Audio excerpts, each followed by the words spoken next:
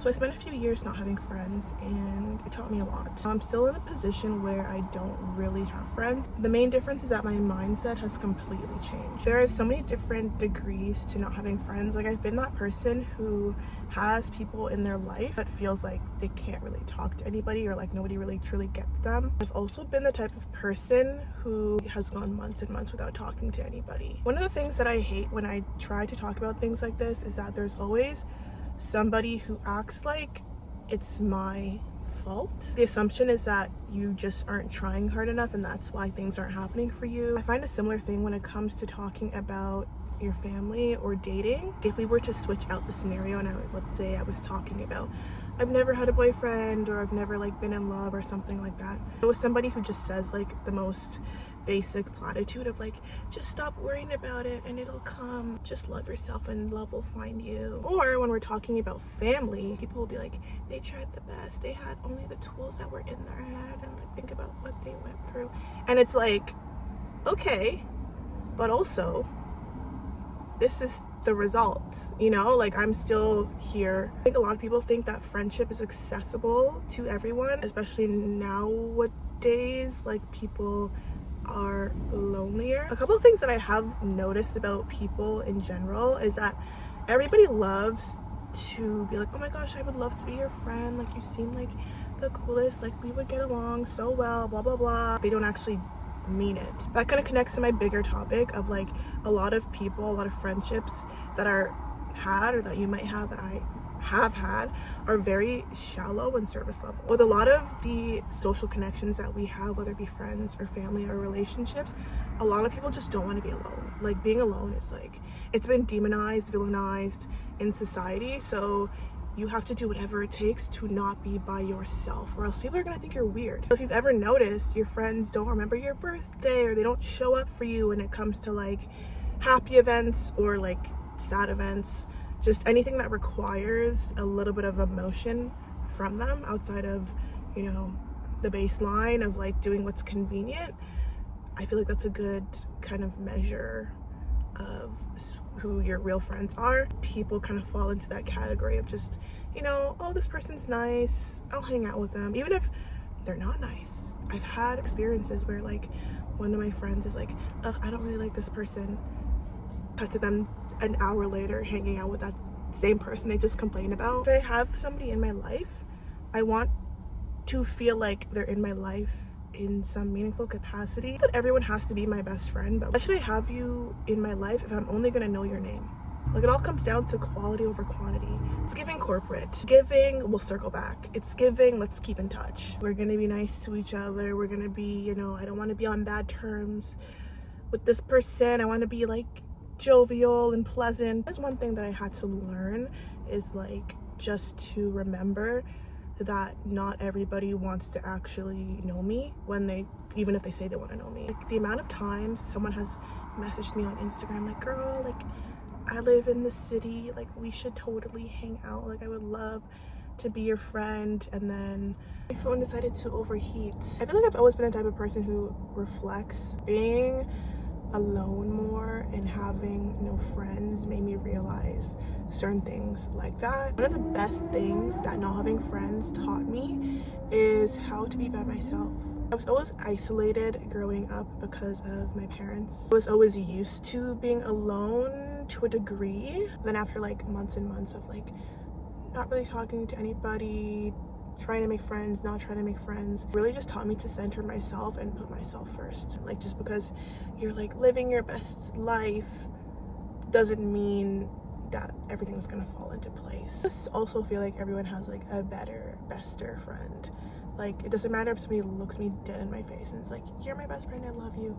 Like, they have like a bester friend. Being alone for as long as I have been, has really just helped me to have more self-esteem and more confidence when it comes to doing things that I want, like literally living for myself and like centering myself as much as possible. Back to my childhood, I was always like a butler. I was always just like meant to like stand around and do what my parents wanted me to do. Like, I was taught that like my life isn't for myself. I don't have to do a job that interests me at all. I don't have to wear the clothes that I feel like wearing, no matter if I'm a kid or if I'm like in my 20s.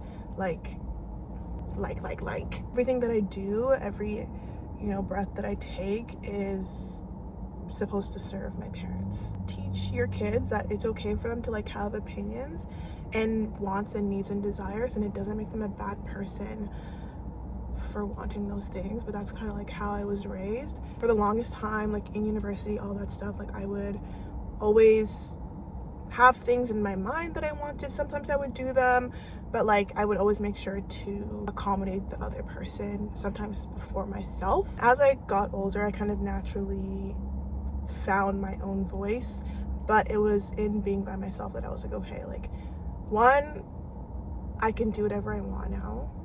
I could do that before, but now I have like substantial time. I also have to motivate myself, because there were times when I had friends that would like be interested in the same things that I would. They wanted to make YouTube videos, they wanted to be a makeup artist, whatever it was. My friends were like, oh yeah, like I want to do a photo shoot. I would want to, join, and then I would say, hey, like maybe we could also do a photo shoot, that's has a theme. And I would hope that they would be open to doing it, mainly because I wanted somebody to like co-sign my idea and like validate it. But in being by myself and in not having friends, I had to learn to validate my own wants and desires and passions. That was a really good thing about being by myself and like being alone and all that stuff, is I really had to say like, okay, like I want to create content, I want to have a little brunch, I want to try wheel throwing, whatever idea I had, like I had to be the one to be like, okay, like this is a good idea because I want to do it. Or just reaffirming like, yeah, like that is a good idea, like let me go ahead and plan that.